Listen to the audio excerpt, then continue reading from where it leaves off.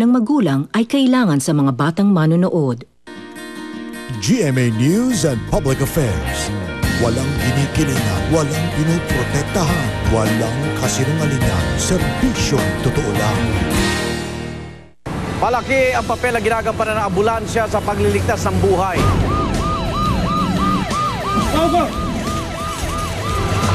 Paano kung ang ambulansya ay sira at hindi na mapakinabangan? Meron na rin siyang ambulansya, kaso sa tagal na ng ambulansya at sa luma na, siguro nagkaroon na ng diferensya kaya siya nabangga sa isang puno o ano dahil talagang bugbog na bugbog sa hatid ng pasyente sa ospital sa Maynila. At tigil sa lahat, kung talagang walang ambulansya. Wala akong ginagawa mo sa mga taimos, may robot ako si taimos. Si Dana! Captain Marvin, tulungan niyo ako. Dadalhin natin siya sa isang mental institution. Gagamitin natin ang sasakyan na sidecar. Magandang gabi, ako naman Arnold Clavio. Oras na ng totoong drama at aksyon dito sa Rescue.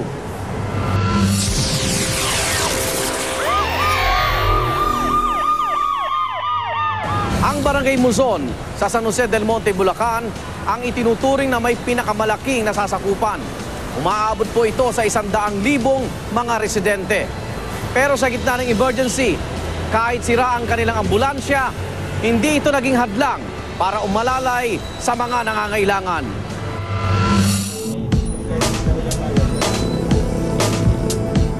Sa lawang na populasyon nito, mayroong mahigit 100,000 halos ang kapopulasyon. Hindi talaga gusto ang isang ambulansya lang. Minsan nakapaghahatid ang ambulansya, paghatid sa Maynila, hindi pa man napapatay, may dadating ng na-aksidente uli o may manganganak o nakagat ng aso na dadalhin agad sa Maynila para uli mabigyan ng pangunang lunas.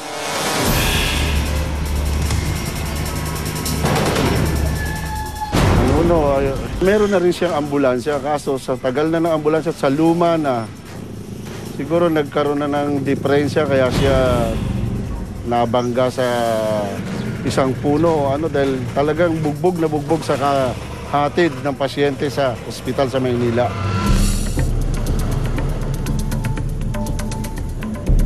Ngayon, may bagong dumating, kaso nga, ang nangyari doon sa ambulansya, hindi rin siya ganun tumagal dahil sa dami talaga ng tao rito sa Muzon. Halos isa lang ambulansya tumatakbo para lang makapaghatid ng pasyente sa ospital. Napakagastos talaga ang pag-maintenance ng ambulansya kasi ang takbo niyan halos hindi mo na matutubigan, umaga mo lang matutubigan. Mamaya, minuto pa lang, kaya na uli ang ihatid mo sa ospital. Ang gagawa naman buti lagi kung meron tayong motor pool. Hinatid lang natin sa isang talyer para lang maayos yung ambulansya.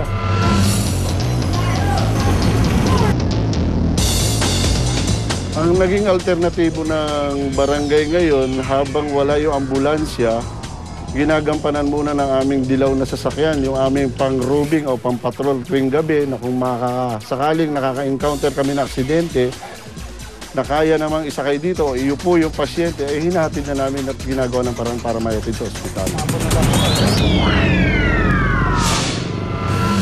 Pagsapit ng dilim, isang lalaking sakay ng motorsiklo ang naaksidente.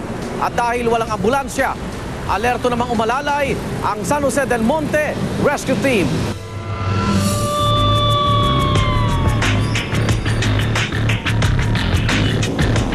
Bali kami yung umaagapay ngayon dito sa San Jose del Monte dahil medyo kulang ang ambulansya pa ngayon. Kaya ang Motor Pool Division, kami yung umalalay sa mga barangay, lalo pag may mga aksidente.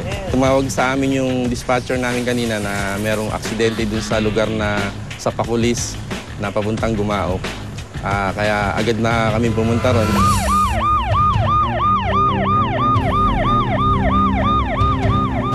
So, pagdating po ng mga first responder natin dun sa area, so agad na sinabi na nila na red tag. So pagka sinabi natin na red tag, medyo critical ang ng pasyente, may continuous bleeding siya, may possible fracture.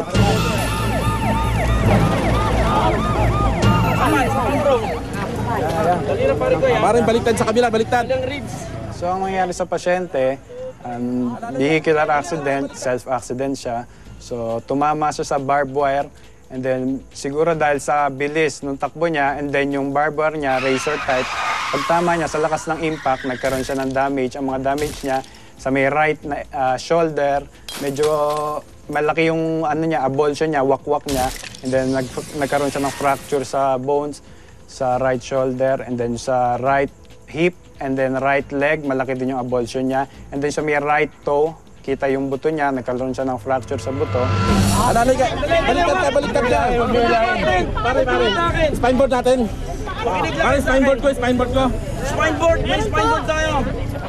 Inuman po sila dyan sa bahay lang. Tapos, yung pagkatapos po nila nag-inuman, hinatid niya yung dalawa dyan sa may Francisco. Mga bisita, mga kaibigan. Opo. Kasi Alex, pre, baka ma, pre. Ganito gagawin natin, ha? Dali, hawakan ng ulo. Boss, tabi. Dadaan sa pa, panin yan. Yan yung pagkumalag.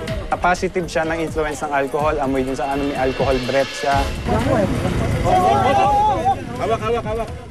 And then, dahil sa sakit na nararamdaman niya, medyo nanlalaban siya. So, sa mga treatment na binibigay namin, yung paglalagay namin ng gasa, and then ng triangular bandage, inaalis din niya. And then, yung oxygen na nilagay namin, inaalis din niya. Ang sabi niya, nasasakal daw siya. Sige, kuya. Hindi, kuya. Kuya, ilalagay na natin to, sir. Ilalagay na natin to, sir. Huwag mong galawin. Huwag mong galawin, kuya. Load tayo. Load na agad, sir. So, ang pag-handle ng pasyente hindi masyadong cooperative. Una-una, kailangan ma-stabilize natin siya. Kailangan yung mga parte na gumagalaw sa kanya, ma-stabilize natin. But then, may handle with care. Kasi possible na may fracture yung area na yon. So, pagka hinawakan natin siya, kailangan medyo alalay lang tayo para hindi na madagdagan yung further injury. Kuya, wait. Kuya. Rito. Are.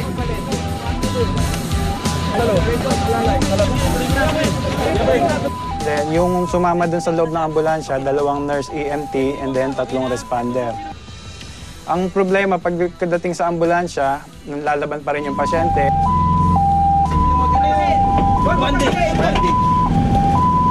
And then yung environment, mabilis yung takbo natin ng sasakyan.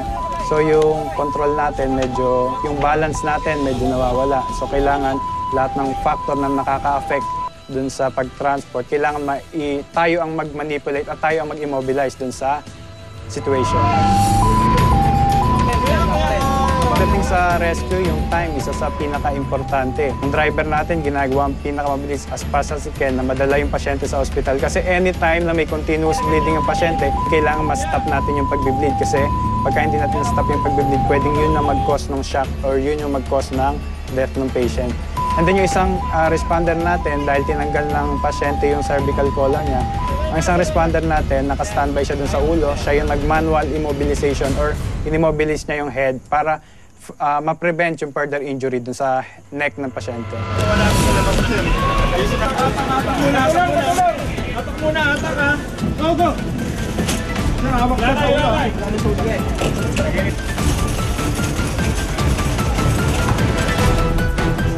So pagdating po natin dun sa emergency room, in-endorse po natin dun sa doktor, and then in-assess niya lahat ng mga kailangan na isuture, lahat ng kailangan na tahiin.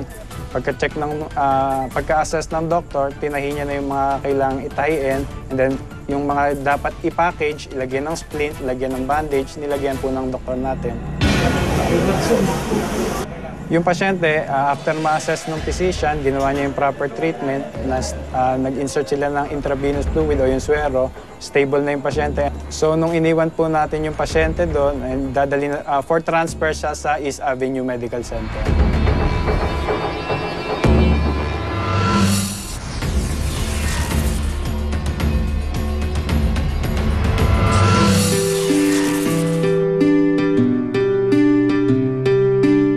Sobrang sakit. Para akong nabagsakan ng langit ba. Siguro po, mamamatay po siguro asawa ko kung walang nakakita sa kanya. Magpapasalamat po ako ng malaking-malaki, lalo na po sa Panginoon, lalo na sa mga doktor, tsaka nurse. Inaasikaso nila yung asawa ko.